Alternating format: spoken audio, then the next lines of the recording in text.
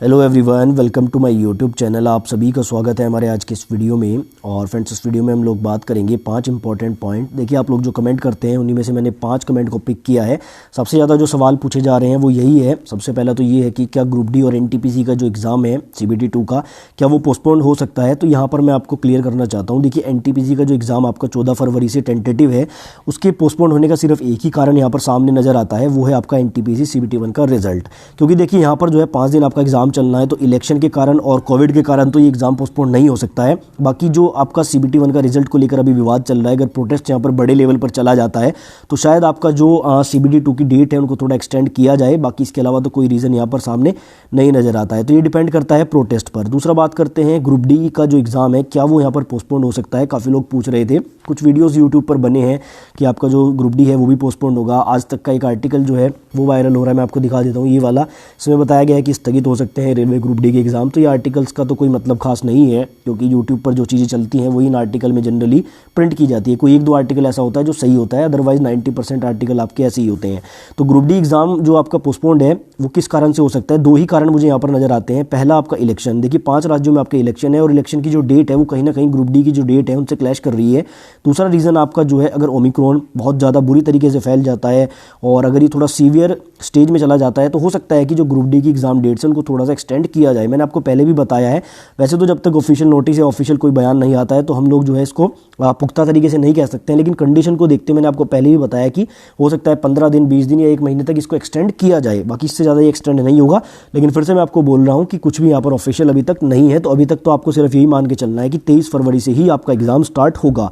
ठीक है, अब बात करते हैं दूसरे पॉइंट की। दूसरा पॉइंट ये है कि एनटीपीसी का जो प्रोटेस्ट करने की बात कही जा रही थी CBT 1 के रिजल्ट को लेकर, उसमें बड़े चेहरे 1-2 बार आपके सामने आए, लेकिन उसके बाद कोई भी सामने नहीं आया है। और कुछ वीडियोस यूट्यूब पर बने हैं जिसमें साफ साफ ये बोला जा रहा है कि सब अपना धंधा चला रहे हैं और कोई भी साथ नहीं दे रहा है।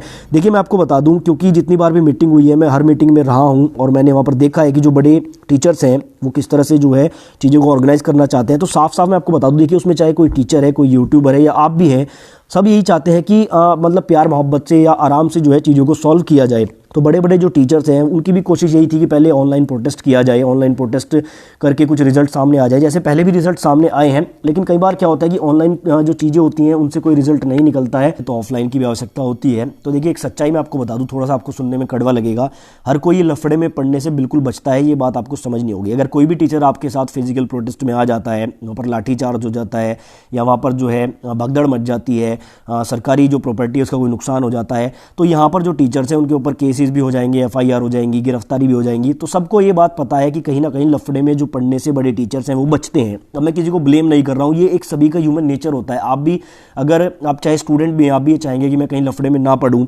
ठीक है, तो ये बात तो बिल्कुल क्लियर है कि जो बड़े बड़े टीचर्स हैं, जिनके पास मिलियन सब्सक्राइबर हैं, जिनके एक कमेंट करने से या एक बार बोलने से लाखों की संख्या में छात्र इकट्ठा हो सकते हैं, वो थोड़ा सा फिजिकल प्रोटेस्ट से बच रहे हैं। ग्रुप डी में भी ऐसा ही हुआ था कि फिजिकल प्रोटेस्ट से वो थोड़ा सा बचने की कोशिश कर रहे थे, क्योंकि उससे जो है गलत परिणाम ही सामने आते हैं, लाठीचार्ज हो जाता है।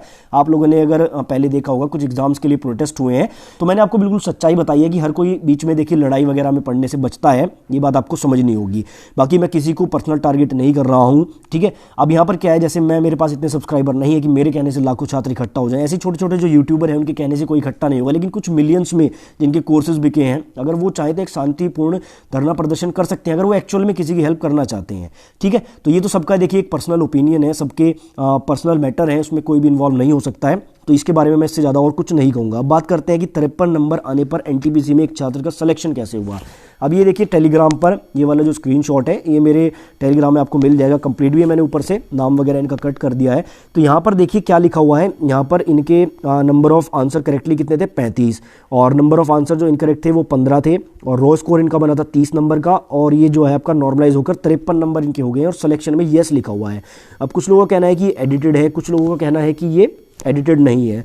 तो यहाँ पर देखिए, जहाँ तक मुझे लगता है ये एडिटेड तो नहीं है, और यहाँ पर सिर्फ एक ही कंडीशन है कि अगर 53 नंबर पर इनका सिलेक्शन हो रहा है तो या तो ये एक्स सर्विसमैन से हैं, ठीक है ना, क्योंकि एक्स सर्विसमैन की जो मेरिट है वो थोड़ी सी कम जाती है, या हो सकता है कि ये PWBD कैंडिडेट हो।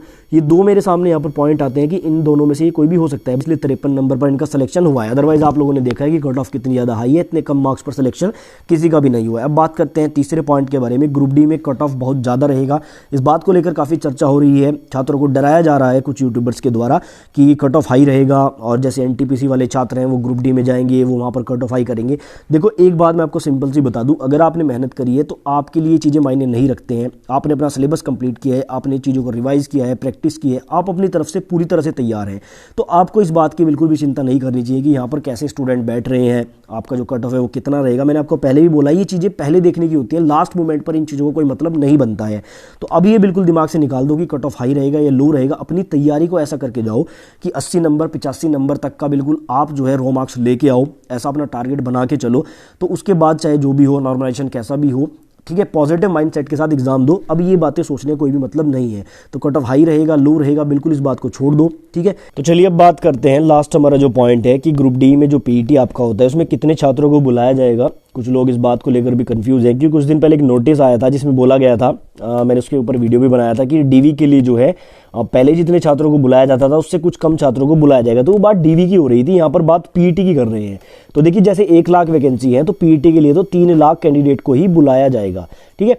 PET के बाद फिर क्या होगा, आपका मेडिकल DV जो होता है उसके लिए स्टूडेंट की संख्या को कम किया गया था। वो जो ऑफिशियल नोटिस आया था, आप जाकर मेरे चैनल पर वो वीडियो भी देख सकते हैं। तो यहाँ पर आपको कंफ्यूज नहीं होना है, वो बात DV की हो रही थी और यहाँ पर बात PET की हो रही है, यानी कि जो फिजिकल एफिशिएंसी टेस्ट है उसमें आपके 3 गुना अभ्यर्थियों को ही बुलाया जाएगा 1 लाख वैकेंसी के, यानी कि 3 लाख स्टूडेंट को यहाँ पर बुलाया जाएगा। तो ये कुछ आपके कमेंट थे, कुछ आपके डाउट थे, मैंने सारे डाउट क्लियर करने की कोशिश की है। बाकी फ्यूचर में कोई भी अपडेट आता है फिजिकल प्रोटेस्ट को लेकर, अगर कोई सामने आता है टीचर, तो वो भी मैं आपको अपडेट करा दूंगा। इसके अलावा अगर आपकी कोई क्वेरी है, कोई डाउट है, तो आप कमेंट बॉक्स में लिख सकते हैं, मैं आपके सारे कमेंट रीड कर लेता हूं। उसके बाद वीडियो के माध्यम से मैं आपको बता देता हूं। आप चाहे तो मुझसे टेलीग्राम में भी जुड़ सकते हैं, डिस्क्रिप्शन में मैंने उसका भी लिंक दे दिया है।